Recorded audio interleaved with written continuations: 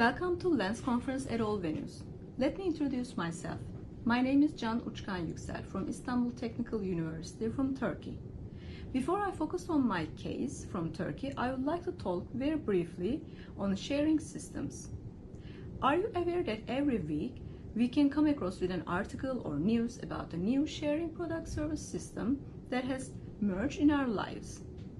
We are all familiar with the new concepts like alternative ways of consumption, individualistic overconsumption, but what is really the term collaborative consumption means? As Bosman and Rogers put it, collaborative consumption is constructed on access to usership versus permanent ownership.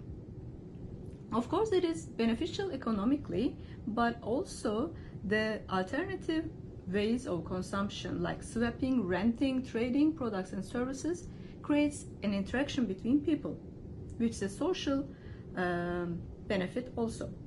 Economist Juliet Shore highlighted the increase in many types of alternative consumption as a wave of social innovation is supported by the sustainability movement, but also there is another motion behind it, which is an economic downturn which affects globally, and it is enabled by the digital technologies. After Witzman has coined the term sharing economy, there has been many product service systems emerged in different fields like car sharing, bicycle sharing, local tool renting, and even the toy libraries that we can find. So what is sharing now and what was it that we used to know? Russell Belk has coined sharing as the action of giving our possession to someone else for their use for a period of time and taking their possessions for the same reason volitionally. But it has been, the scope was closer, like we were used to share with our neighbors, with our close kin and the family members. But now, as Juliet Shore puts it, it is wider, the scope is wider, that we can share via digital technologies with the people, total strangers that we don't know. I would like to provide some sharing system example from the Turkish context, which was active between the years 2012 and 16, that had positive and social environmental impact on society when it was active, and how it can have those effects still if it's supported and proliferated. Do we all know about library of things like sharing product service system example? Mainly it is known as UK based with the popular names of borrowing centers like borrowing shops or item libraries. They are in fact as hubs where the household items and tools are set with the volunteer cooperatives and initiative small groups. According to Dement research, 80 tool libraries in whole Europe and Oceania and North America exist, and a dozen of library of things stores are working all over the world. They are working under the same the system as you go and rent the tool or product you need for a period of time with very low renting rates. Then you give it back when you are done with it. Also, in some library of tool hubs, there are do-it-yourself corners where you can use the tool if you don't know how to use it. Motivation or the formation of library of things initiatives generally can be summed up in 3 pillars of sustainability again, like economic, environmental, and social. After that, I can add another important information. It is so logical, but there are so many people that can find it very logical, but when it comes to use it, there's a remarkable gap between the numbers of people who use it actively, who thinks when you ask how it is to use it, then what's the reason that people are reluctant to use it. Also with the numbers of library of things centers piling up, the researchers about not using it piling up. In my context, within this framework, I would like to examine the Turkish case of library of stuff and explain the differences of working schemes, similarities, and how the platform enlarged, and with the scope of environmental consciousness, it turned out a social case, social interaction bonds case with the collaborative events, and why it came to a closure at the end. The case of library stuff in Turkey is quite different. At the very beginning, it was how it was started. Aysu and Ayşe Gökçe was very close friends, and they have participated in a startup event in Istanbul, and their idea about library of stuff came first, so they have decided to stick with the idea and go with it. Both co-founders started to search and examine other examples globally, and then evaluate the similarities and differences, and how to integrate the positive parts into their system, and as their initial ideas become true. So why? Their main motivation was quite different than economical benefits.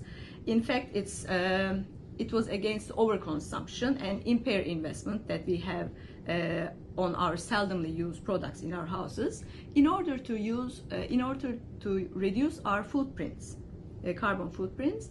The members of the system were asked some questions at the initial membership, so all the members were about the same approach to the platform at the beginnings. What could we share through library of stuff? Almost anything.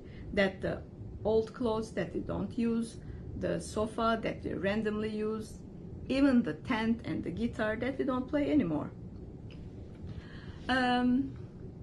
How was the system working?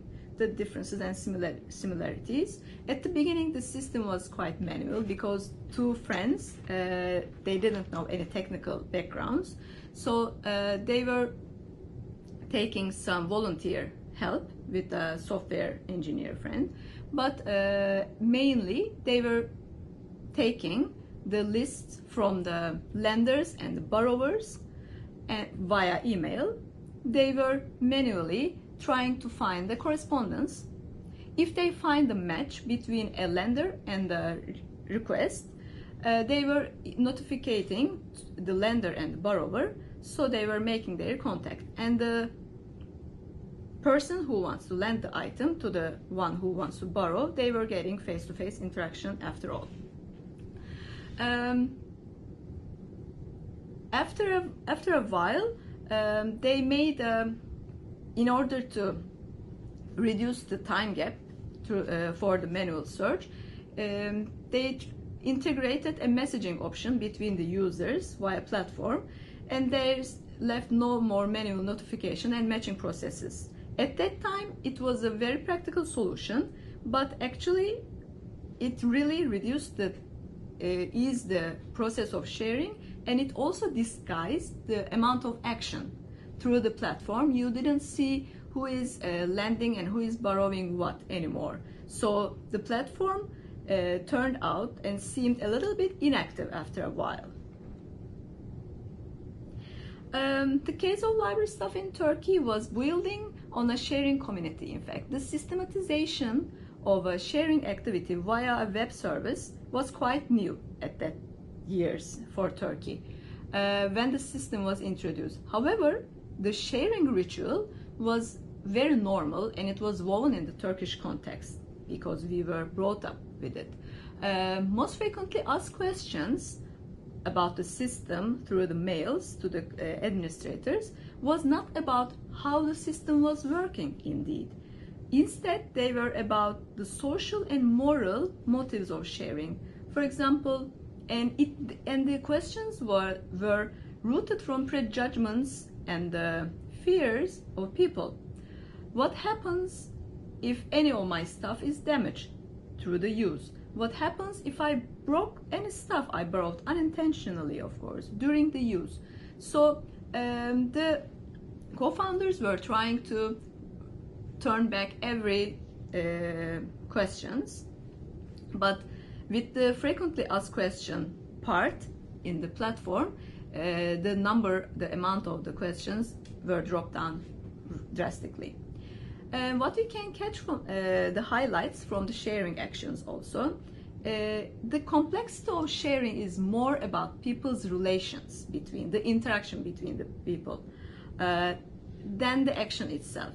As people connected, it was easier to explain how the system works. Also, the people had created their own ways, own rituals during the sharing actions. But the first sparkle was hard to make. During the years, the users' feedbacks and comments about the donation were very high. Like they were trying to donate, not lend for a period of time, but they were donate some of their items permanently. So the co-founders, Aysu and Ayşe, heard that request and tried to insert another platform, the side platform. The idea was evolved to a Ferris wheel internet website. It was constructed on the donation of an item from one to another member.